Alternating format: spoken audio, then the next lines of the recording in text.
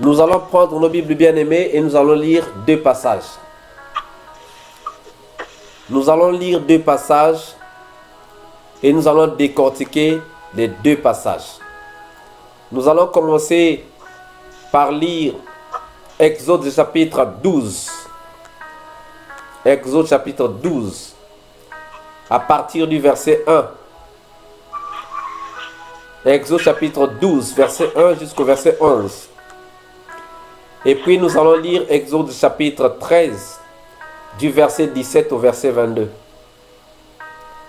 Nous allons donc lire Exode chapitre 12, du verset 1. Du verset 1 jusqu'au verset 11. Si quelqu'un peut nous les lire, bien-aimés. Exode chapitre 12, du verset 1 au verset 11. Et puis nous lirons Exode chapitre 13, du verset 17 au verset 32. Est-ce qu'il y a quelqu'un qui peut nous lire ça? Je viens à ta source, boire de ton eau, car au fond de moi, j'ai besoin de toi. Exode chapitre 12, du verset 1 jusqu'au verset 11. Lisons au nom du Seigneur. L'Éternel dit à Moïse et à Aaron en Égypte: ce mois-ci sera pour vous le premier des mois. Vous le considérerez comme le premier des mois de l'année. Transmettez ces instructions à toute l'assemblée d'Israël. Le dixième jour de ce mois, on prendra un agneau pour chaque famille, un agneau pour chaque maison. Si la maison est trop grande, si la maison est trop peu nombreuse pour un agneau, on le partagera avec le plus proche voisin en fonction du nombre de personnes. Vous estimerez le nombre de personnes pour l'agneau d'après la part que chacun peut manger. Ce sera un agneau sans défaut, mâle, âgé d'1 an. Vous pourrez prendre un agneau ou un chevreau. Vous le garderez jusqu'au 14e jour de ce mois où toute l'assemblée d'Israël le sacrifiera au coucher du soleil.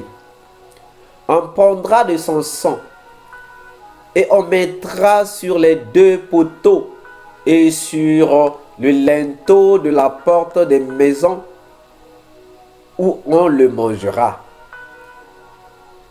Cette même nuit, on mangera sa viande rôtie au feu.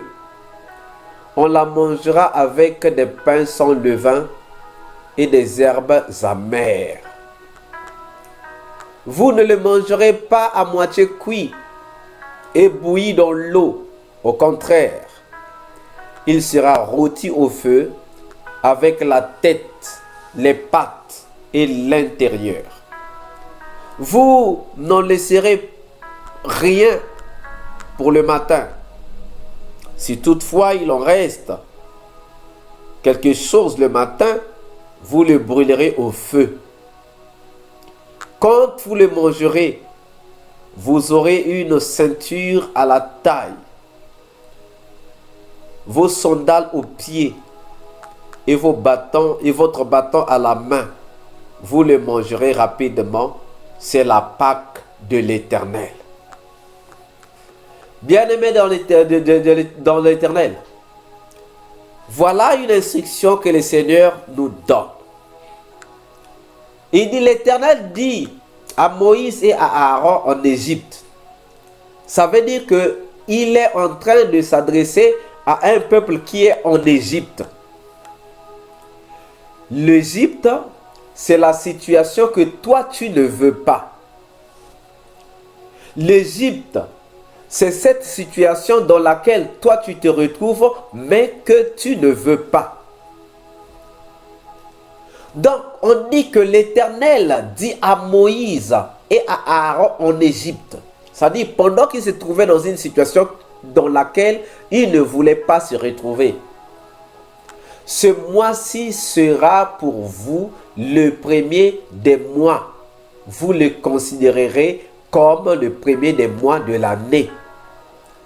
Bien-aimé, tu es rentré dans un mois et Dieu te dit, peu importe si c'est janvier, février, mars, avril, mai, juin, juillet, août, septembre, octobre, novembre, décembre, mais il dit que ce mois, tu vas le considérer comme le premier mois. Ce n'est pas le frère Patrick qui le dit, mais c'est Dieu qui le dit. Il dit que ce mois, tu vas le considérer comme le premier des mois de l'année. Il dit à Moïse et Aaron, transmettez l'ordre, comme il me dit aujourd'hui, de transmettre l'ordre à toi qui es en train de m'écouter. Quel que soit le jour où tu écoutes ce message,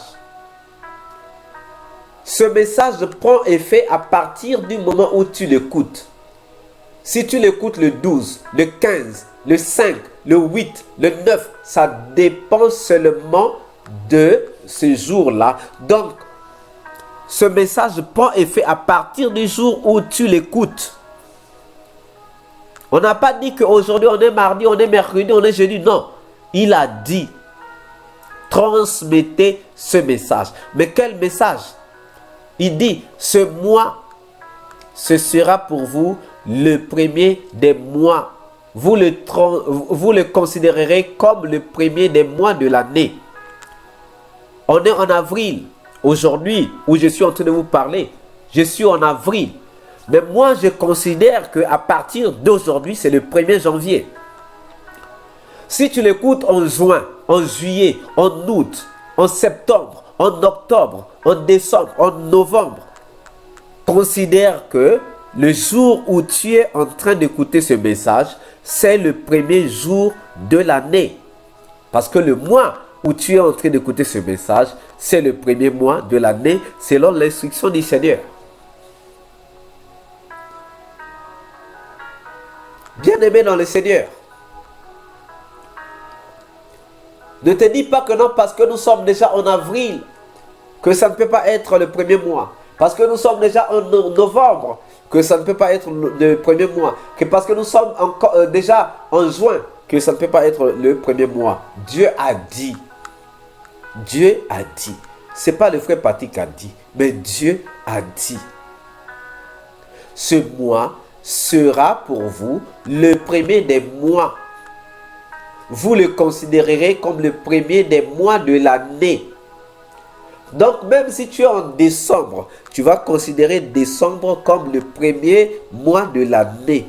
Parce que pour toi, l'année commence au jour où tu es en train d'écouter ces messages.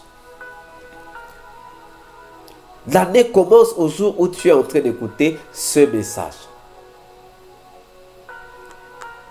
Alors, bien-aimé, l'année commence maintenant que tu es en train d'écouter ce message. Si tu es en juin, pour toi, ça devient le premier mois de l'année. Si tu es en juin, si tu es en avril, si tu es en janvier, ça devient le premier mois de l'année, selon l'instruction du Seigneur. Selon l'instruction du Seigneur. Il ajoute au verset 3, transmettez ces instructions à toute l'assemblée d'Israël. Donc transmettez l'instruction à tous ceux qui sont en train d'écouter. L'assemblée d'Israël aujourd'hui, ce sont ceux qui sont en train d'écouter ce message. Quelle que soit l'heure, le jour, la date que tu écoutes ce message. Il dit le 10e jour de ce mois, on prendra un agneau pour chaque famille, un agneau pour chaque maison. Si la maison est peu nombreuse pour un agneau, on la partagera avec le plus proche voisin en fonction du nombre de personnes. Vous estimerez le nombre de personnes pour l'agneau d'après la part que chacun peut manger. Oui, bien-aimé, tout le monde ne mange pas de la même façon. Tout le monde ne mange pas de la même façon. S'il y a chez les voisins des gens qui mangent beaucoup, il faut leur donner leur part. S'il y a ceux qui mangent peu, il faut leur donner leur part. On ne va pas dire que non, l'agneau c'est pour 100 personnes, c'est pour 20 personnes. Non, ça dépendra de la quantité que tous ceux qui sont dans les autres maisons peuvent manger. Au verset 5, il dit, ce sera un agneau sans défaut, mâle, âgé d'un an. Vous pourrez prendre un agneau ou un chevreau. Donc, il n'y a pas de différence. Un agneau ou un chevreau. Il n'a pas donné une exigence. Au verset 6 dit, vous le garderez jusqu'au 4e jour de ce mois, où toute l'assemblée d'Israël le sanctifiera au coucher du soleil. On prendra de son sang et on en mettra sur les deux portes. Sur les deux portes. Ou sur les deux poteaux. Bien-aimé, ta porte a deux poteaux. Il y a un poteau où il y a les pommelles et il y a un poteau où il y a la clé. Toutes les maisons toutes les portes ont deux poteaux. Un poteau pour les pommelles, un poteau pour la clé. Et lui, il dit, on prendra de son sang et on mettra sur les deux poteaux. Ça veut dire qu'il va prendre le sang de l'agneau et mettre sur les deux poteaux. Ça veut dire le poteau qui prend les pommelles et le poteau qui prend la clé. Et sur les linteaux de la porte des maisons où on le mangera. Aujourd'hui, hier, beaucoup de gens ont célébré la Pâque. Et aujourd'hui encore, des gens célèbrent par rapport à l'heure.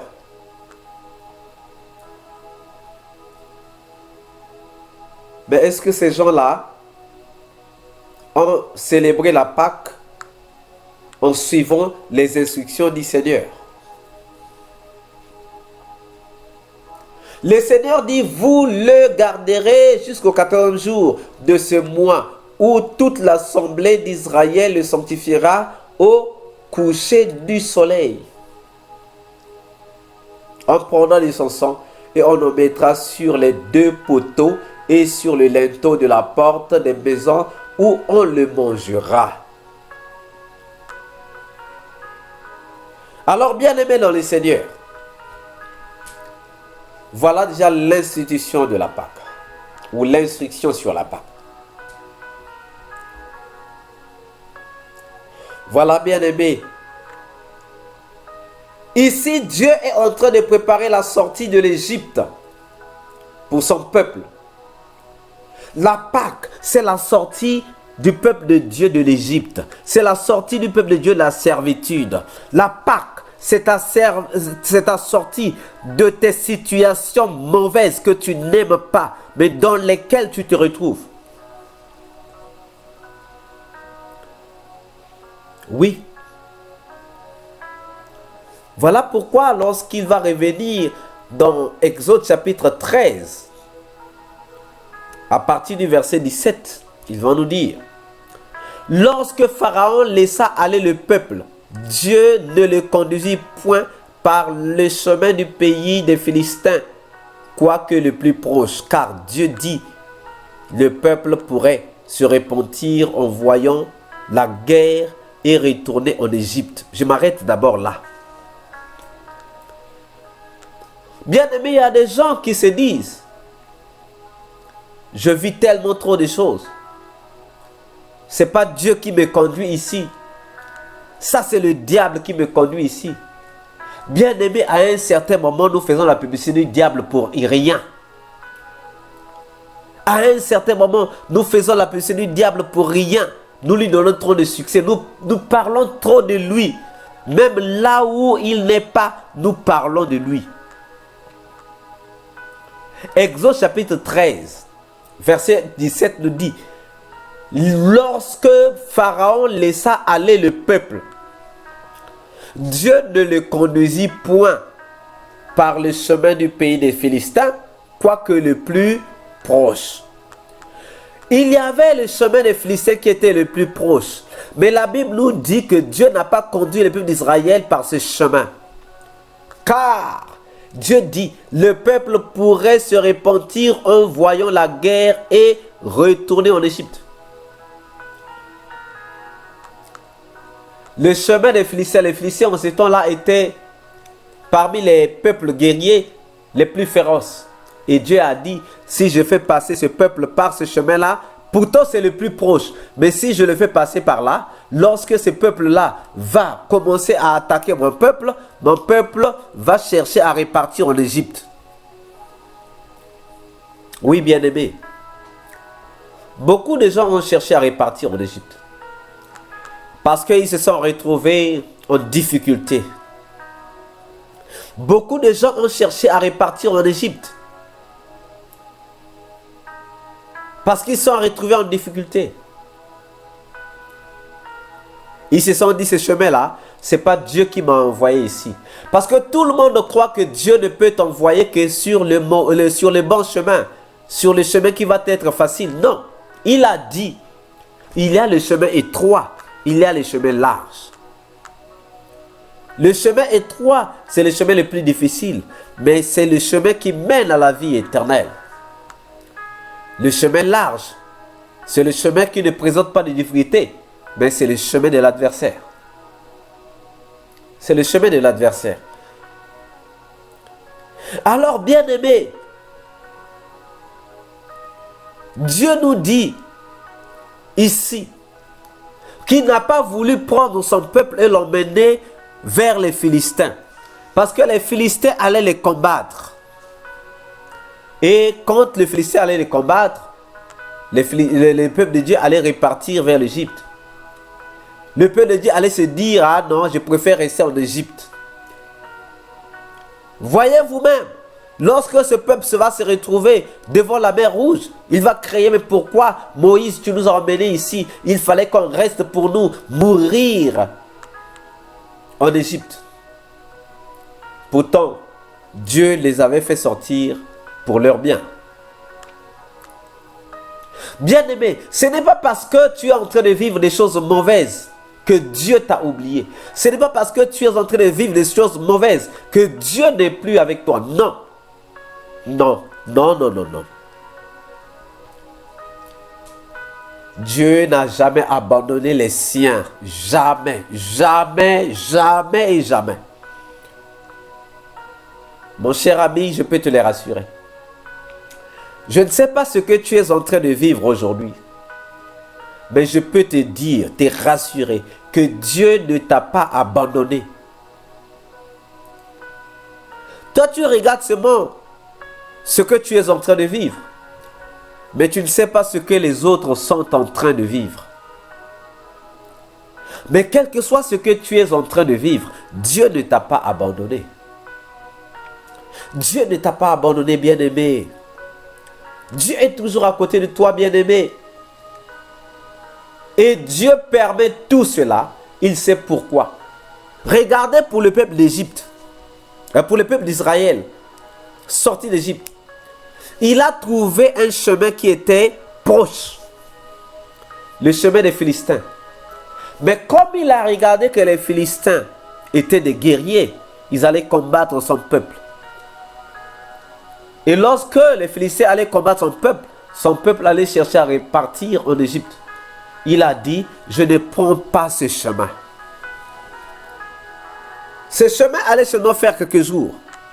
Mais Dieu a préféré prendre un chemin qui allait prendre 40 ans.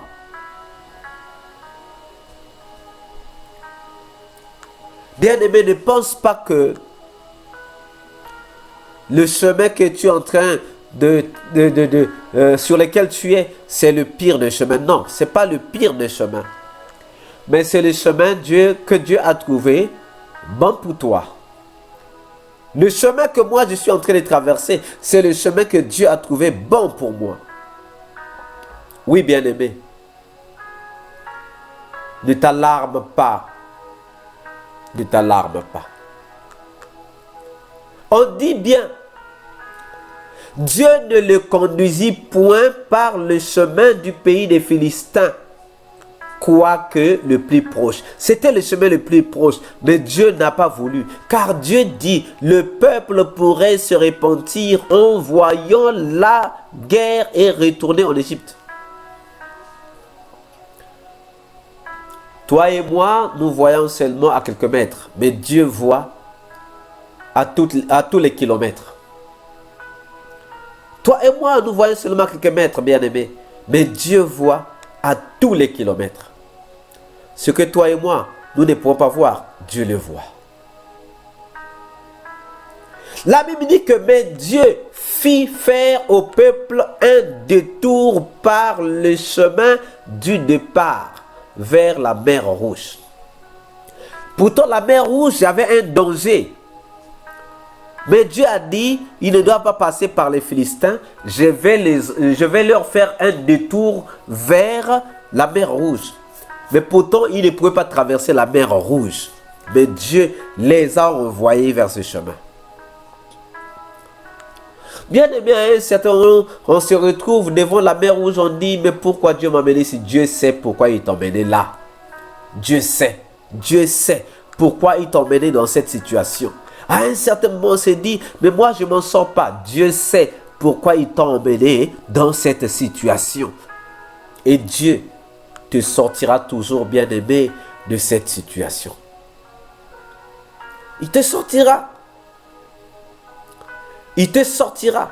Dieu n'a jamais abandonné quelqu'un dans une situation difficile. Et de surcroît, comme c'est lui-même qui t'a emmené dans cette situation, Dieu te sortira dans cette situation.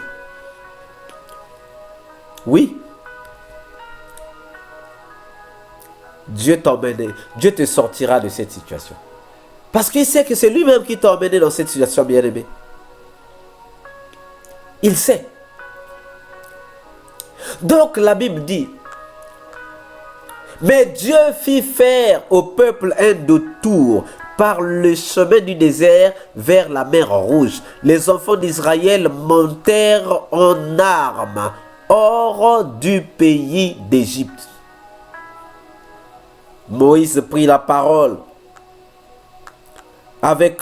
Moïse prit avec lui les os de Joseph, car Joseph avait fait jurer les fils d'Israël en disant, Dieu vous visitera et vous ferez remonter avec vous mes eaux loin d'ici. Ils partirent de Sukkot et ils campèrent à Étan, à l'extrémité du désert. L'Éternel allait devant eux le jour dans une colonne de nuée pour les guider dans leur chemin, et la nuit dans une colonne de feu pour les éclairer, afin qu'ils marchassent jour et nuit. Bien-aimés dans le Seigneur,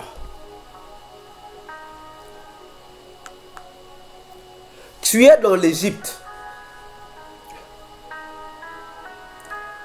L'Égypte représente la situation dans laquelle tu te trouves. Cette situation que tu ne veux pas, mais tu es déjà dedans. Tu es déjà dedans, mais tu ne veux pas de ça. C'est ton Égypte. L'Égypte, bien-aimé, c'est cette condition dans laquelle tu te trouves, que toi-même tu ne veux pas. Et Dieu te dit, sors de ton Égypte. Mais lorsque tu sortiras de l'Égypte, ne crois pas que le chemin sera droit. Ici, la Bible nous dit qu'il a pris un chemin de détour. Il y a des gens qui sont déjà sortis de leur Égypte et qui croyaient que le chemin devait être droit, que tout devait être... Non, non, non, non, non. La Bible est en train de parler ce soir, bien-aimé. La Bible est en train de parler. Ce n'est pas parce que tu es sorti de l'Égypte que le chemin sera droit. Non. Sorti de l'Égypte, Dieu va te prendre un chemin de détour. Pourquoi un chemin de détour? C'est Dieu qui sait.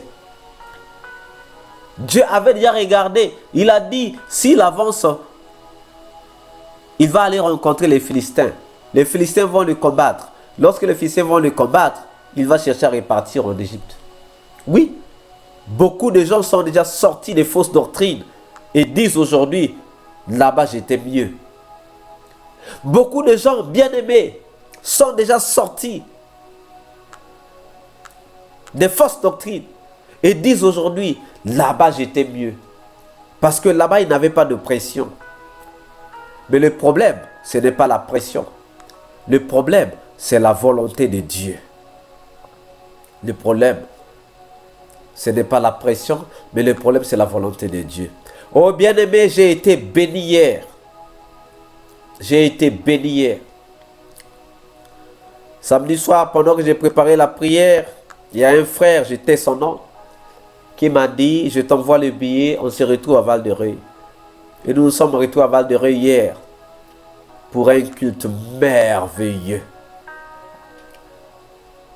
Et il y a un témoignage de quelqu'un qui est venu vers moi, qui m'a dit, je n'ai jamais suivi un culte comme ça.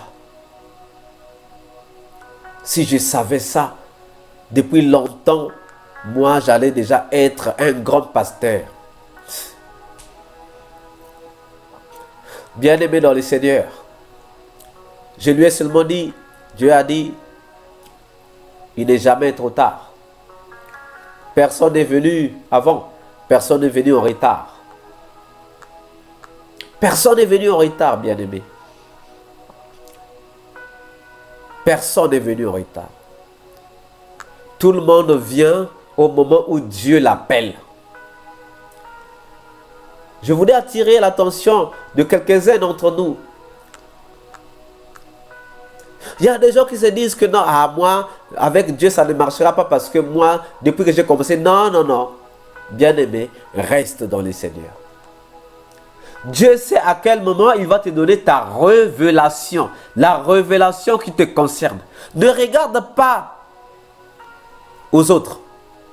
Parce qu'il faut se dire que non, bon, regarde un tel. Non, ne regarde pas. Toi, tu n'es pas un tel. Toi, tu es toi. Quand tu chercheras à vivre comme l'autre, tu ne seras plus toi-même. Vis toi-même. Dis à Dieu, Seigneur, je suis là et agis dans ma vie. Dis, Seigneur, je suis là, je suis fatigué. Peut-être que Dieu va rallonger les jours. Mais personne ne vient en retard, bien-aimé. Personne ne vient en retard. Tout le monde vient au moment où Dieu l'appelle. Personne n'est venu en retard. Ne te dis pas que tu es en retard. Ne te dis pas que Dieu t'a oublié. Non. Dieu n'a jamais oublié quelqu'un. Jamais. Je peux te le rassurer, bien-aimé. Ce que tu vis, c'est ce que moi je vis ou c'est ce que j'ai vécu. Mais Dieu m'a toujours assuré qu'il n'a jamais abandonné. Parce que nous trouvons Dieu dans la Bible. Et dans la Bible, il a dit, jamais je ne te délaisserai. S'il a dit ça, ça dit, ça c'est écrit, noir sur blanc. Donc Dieu ne pourra jamais te laisser. Parce que si Dieu te délaisse, tu auras une preuve écrite contre lui. Pour aller lui dire, regarde ce que tu m'avais dit, mais ce n'est pas ce que tu as fait. Oui, bien-aimé. Tu vas lui dire, regarde ce que tu m'avais dit, mais ce n'est pas ce que tu as fait. Alors, bien-aimé dans le Seigneur, ne te lamente pas. Ne te lamente pas. Je ne sais pas ce que tu es en train de vivre. Et toi non plus, tu ne sais pas ce que moi je suis en train de vivre. Ce n'est pas parce que je suis en train de te prêcher que tout est en rose. Non. Dieu lui-même a dit, votre adversaire, le diable, rôde autour de vous comme un lion rugissant, cherchant qui il dévorera. Si un pasteur vient te dire que non, parce que moi je suis devenu pasteur, que je n'ai plus de problème, il t'a menti. Parce que Dieu a dit,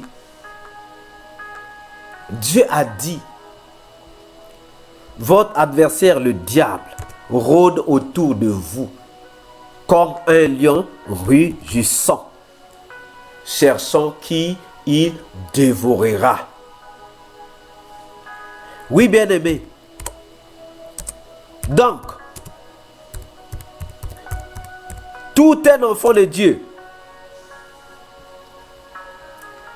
est une proie pour l'adversaire. 1 Pierre chapitre 5 verset 8. Soyez sobres, veillez. Il dit soyez sobres, veillez. Votre adversaire, il le nomme. Votre adversaire, le diable. Donc il donne le nom de notre adversaire. Parce qu'à un certain moment, nous croyons que notre adversaire, c'est notre père. C'est notre oncle. Ou qui veut nous bouffer. C'est ma soeur. Parce qu'il... Non. Ici, on dit pas vos adversaires. On dit votre adversaire. C'est Dieu qui dit votre adversaire. Donc nous n'avons qu'un seul adversaire. Et notre adversaire a été nommé ici. Votre adversaire, le diable. Bien-aimé, ton oncle n'est pas ton adversaire. Ton père n'est pas ton adversaire. Ta mère n'est pas ton adversaire. Ta soeur, ton cousin, ta cousine. Ils ne sont pas tes adversaires. Ton adversaire, c'est ton adversaire, le diable, qui rôde autour de toi comme un lion rugissant, cherchant qui il dévorera. Bien-aimé, ne cherche pas des adversaires ailleurs. Je disais à ma soeur dernièrement, si tu fais ça, tu risques de te tromper de cible. Parce qu'à un certain moment, nous croyons que la cible c'est là, alors que ce n'est même pas la cible. Tu as un problème, tu penses qu'il faut que j'attaque à gauche alors qu'il faut que tu attaques à droite. Alors bien aimé dans le Seigneur, faisons attention. Votre adversaire, le diable, rôde autour de vous. Vous allez prendre vos oncles. Ton oncle ne peut jamais être ton adversaire s'il n'a pas été utilisé par le diable. Donc, au lieu de combattre ton oncle, combat le diable. Parce que si tu combats ton oncle, tu es seulement en train de couper une branche. La racine est encore là. Et tant que la racine sera encore là, le tronc va rester là. Les branches vont encore sortir. Oui. Les branches vont encore sortir parce que les racines sont encore là et le tronc est toujours là. Alors bien aimé dans le Seigneur, ce soir, je te prie de demander à Dieu de t'éclairer. Dis à Dieu, Seigneur, tu m'as donné la Pâque. Tu m'as donné la Pâque. Tu m'as demandé de sortir de l'Égypte. Aide-moi à sortir de l'Égypte. Parce que la célébration en fait de la Pâque, c'est la sortie de l'Égypte. Aujourd'hui, il y a beaucoup de gens, hier, il y a beaucoup de gens qui ont fait la fête, qui ne savent pas pourquoi ils ont fait la fête. Oh non, c'est la Pâque. Mais la Pâque signifie quoi pour toi? La Pâque, c'est la sortie de l'Égypte. Donc pour toi, la Pâque, c'est la sortie de ta situation dans laquelle tu te retrouves. Cette situation mauvaise dans laquelle tu te retrouves, c'est ça qui doit être